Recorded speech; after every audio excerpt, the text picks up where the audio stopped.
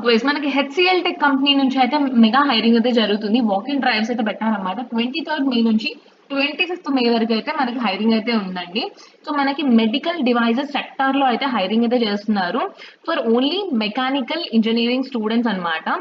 So మీరు freshers అయినా experienced 2 years below experience ఉన్న వాళ్ళు కూడా ఈ జాబ్ కి ఎలిజిబుల్ అవుతారండి. So freshers and experienced both can enter into this walk and drive.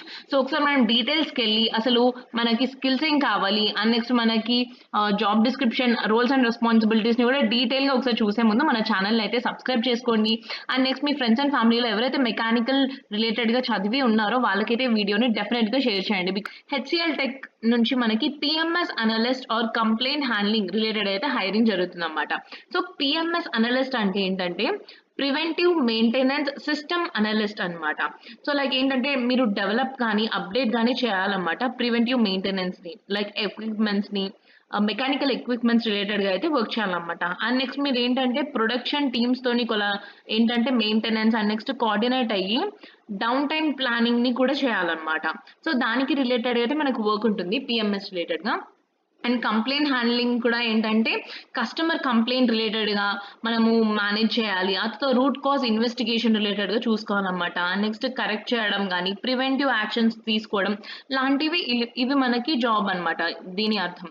Okay, so ఇక్కడ మనం చూసుకుంటే 0 to 2 years ఎక్స్పీరియన్స్ ఉన్న వాళ్ళు మనకి డీటెయిల్స్ కూడా ఇక్కడ టైమ్ అండ్ వెన్యూ అయితే ఇచ్చేసారు, మీరు చూడొచ్చు. హైదరాబాద్లో ఎక్కడైతే హైటెక్ సిటీ 2 సొసైటీ గచ్చిబౌలి అని చెప్పారు. తర్వాత మనకి 90 ఓపెనింగ్స్ అయితే ఉన్నాయి కాబట్టి సో మనకి చక్కగా వర్క్ చేసుకోవచ్చు మనం కూడా. సో మనకి క్యాండిడేట్స్ రిలేటెడ్గా చూస్తే కంప్లైంట్ ఇంజనీరింగ్ రిలేటెడ్గా మెడికల్ సర్వీసెస్ మెడికల్ డివైస్ సెక్టార్లో అయితే అడుగుతున్నారు. సో ఇక్కడ మనం జాబ్ డీటెయిల్స్ చూసుకుందాం ఒకసారి. పొజిషన్ అయితే మనకి PMS service medical devices complaint handling అని చెప్పని పెట్టారు. సో మనకైతే 1 year 0 to 1 year అయితే మెడికల్ డొమైన్లో వర్క్ ఎక్స్పీరియన్స్ ఉండాలని అడుగుతున్నారు అనమాట.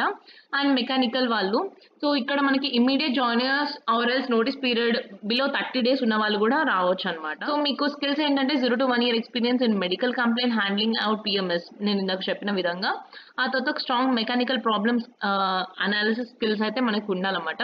అండ్ వర్బల్ స్కిల్స్ అయితే డెఫినెట్లీ మ్యాండేటరీ. సో మనం ఇక్కడ ఇంటర్వ్యూకి వెళ్ళే ముందు అయితే మీరు క్యాండిడేట్స్ ఆల్ మీ మార్క్ షీట్స్ అయితే అన్ని తీసుకెళ్ళాలని చెప్పని అడుగుతున్నారు ఇక్కడ.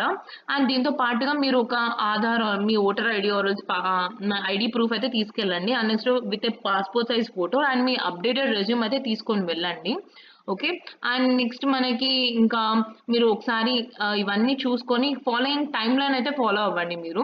ఓకే, సో మనకైతే ఎవరైతే వెళ్తున్నారో డ్రైవ్కి అయితే ఎవరైతే మెకానికల్ స్టూడెంట్స్ ఎవరైతే వెళ్తున్నారో వాళ్ళైతే కమెంట్స్లో నాకు ఒకసారి మెన్షన్ చేయండి. సో దాట్ మాకు కూడా ఉంటుంది మన ఛానల్ తరఫు నుంచి ఎంతమంది క్యాండిడేట్స్ అయితే ఈ జాబ్ ఆపర్చునిటీ కోసం వెళ్తున్నారు అనేది. ఓకే, సో కమెంట్స్ మీ మీకు ఏమైనా డౌట్స్ ఉన్నా కానీ నాకు ఒకసారి కమెంట్స్ రూపకంగా తెలియజేయండి. ఓకే, అండ్ ఇలాంటి ఇన్ఫర్మేటివ్ వీడియోస్తోని మేము ముందుకు మళ్ళీ డెఫినెట్గా వస్తాం. అంతవరకు ఫిర్ మిలేంగే చల్తే చల్తే. Thank you.